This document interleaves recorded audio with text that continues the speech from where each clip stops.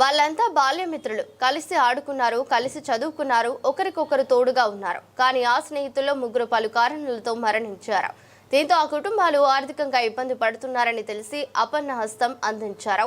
జగిత్యాల జిల్లా మేడిపల్లి మండలం మన్నెగూడెం గ్రామంలో 1995-96 సంవత్సరంలో 10వ తరగతి పూర్తి చేసిన బ్యాచ్ విద్యార్థులు పలు కారణాలతో మరణించిన ముగ్గురు స్నేహితుల కుటుంబ సభ్యులకు ఒక్కొక్క కుటుంబానికి ₹1,00,000 చొప్పున అందజేశారు.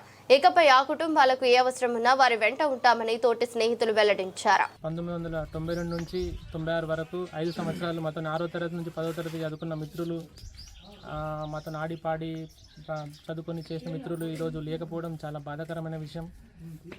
అదేవిధంగా మాతో ఎలాగైతే ఆడుతూ పాడుతూ జరుపుకున్న రోజులలో బాధలు కూడా మేము పాలు పంచుకుంటామని చెప్పేసి ఈరోజు ముగ్గురికి అన్నం గంగాధర్ లింగంపేట, సుదర్శన్ దేశపేట, మన్నెగూడెం అందే అరుణ్కు మా తోచినగా ఒక 5 గ్రామాల ప్రజలం మేము చదువుకున్న రోజుల్లో మన్నెగూడెం, లింగంపేట, దేశపేట, భీమారం, బొమ్మెన, తకల్పల్లి అందరం కలిసి మంచి కొన్ని తలభారం చెరుపిరికగా భావించి మంచి కొన్ని వీళ్ళకి సహాయం చేస్తున్నాం. 3 ఫ్యామిలీలకు ఇస్తున్నాం. మేమేదో ఇస్తున్నామని కాకుండా కూడా వీళ్ళకేదో భరోసాగా మా డాడీ తరపున వాళ్ళు ఉన్నారని చెప్పి భరోసా కోసం వీళ్ళకు చేస్తున్నాం.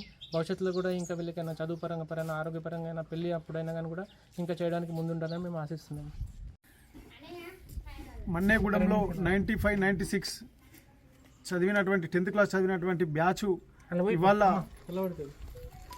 ఒక మన్నెగూడెం, భీమారం, లింగంపేట, దేశాయిపేట, బొమ్మెన, తకలపల్లి వాళ్ళం చదువుకొని ఉన్నాం అక్కడ 10th క్లాసు 95-96. అయితే అందులో కొంతమంది ఇవాళ మా మధ్యలో లేరు, కొంతమంది మరణించి ఉన్నారు.